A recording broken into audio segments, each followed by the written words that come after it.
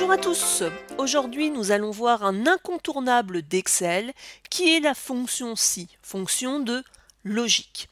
Alors, en termes applicatifs, qu'est-ce que je souhaite? Là ici, donc j'ai mes totaux, et là j'ai un taux de remise qui doit s'afficher. La règle est juste en dessous, on me dit que si le total est supérieur à 5 000 €, je dois afficher une remise de 3%.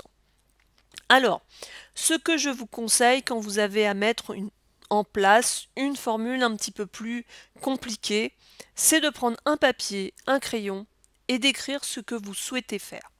Alors, c'est ce que je vais faire juste à côté, hein. Moi, j'ai pas de papier, j'ai pas de crayon, j'ai juste mis une zone de texte. Donc, qu'est-ce que je veux?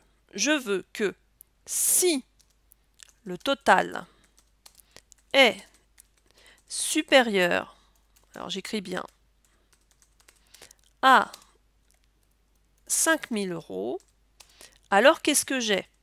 Alors, j'ai une remise de 3%. Et sinon? Sinon, je n'ai rien. Donc voilà, en quelque sorte, la consigne qui est traduite.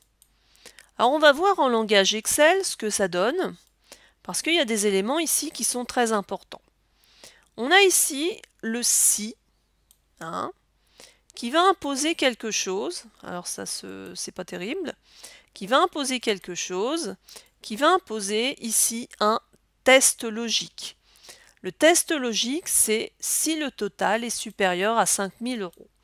Donc on va commencer à écrire si, donc c'est test logique. Et vous voyez juste derrière, je vais avoir un alors.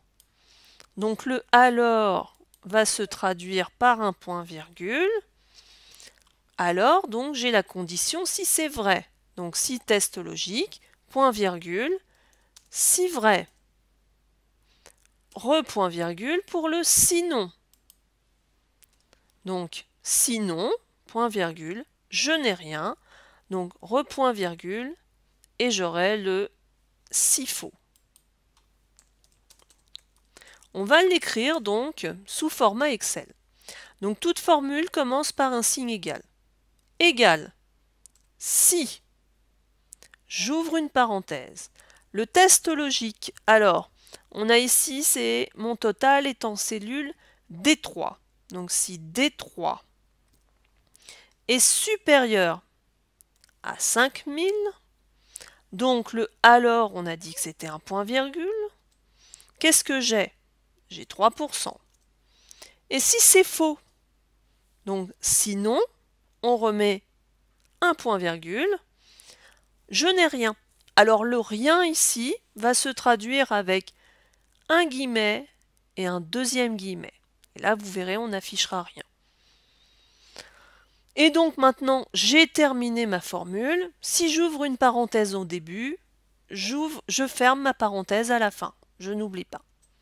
Et là, ça doit être bon. On va aller l'indiquer dans le tableau. Donc on va avoir égal si j'ouvre ma parenthèse, je clique sur ma cellule, je fais un supérieur, 5000. Et vous voyez la magie, hein, quand je mets en place ma fonction si, j'ai la structure qui se met automatiquement en dessous. Alors la valeur si vrai, c'est 3%, point virgule, et si c'est faux, il n'y a rien, guillemet, guillemet, et je ferme avec ma parenthèse. Une fois que j'ai terminé, touche entrée. Alors après, je retourne sur ma cellule où il y a ma formule. Là, dans le coin, j'ai un petit carré pour ma recopie incrémentée. Et je vais recopier ma formule. Et on vérifie bien, j'ai bien mes 3% de taux de remise quand je suis supérieur à 5 000 €. Alors, ce qu'il faut bien retenir, c'est qu'à chaque fois que vous avez une fonction si, n'hésitez pas à la réécrire. Pourquoi?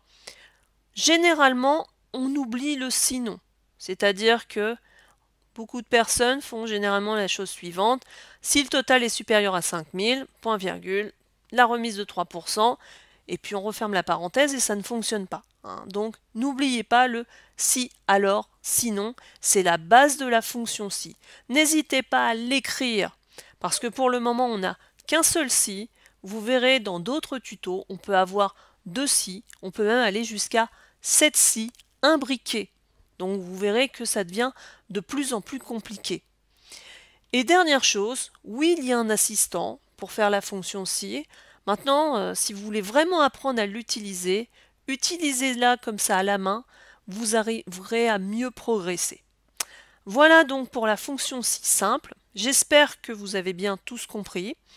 Je vous conseille donc de tester plusieurs fois et c'est comme ça que vous progresserez. En attendant, donc, je vous dis à bientôt pour un autre tuto.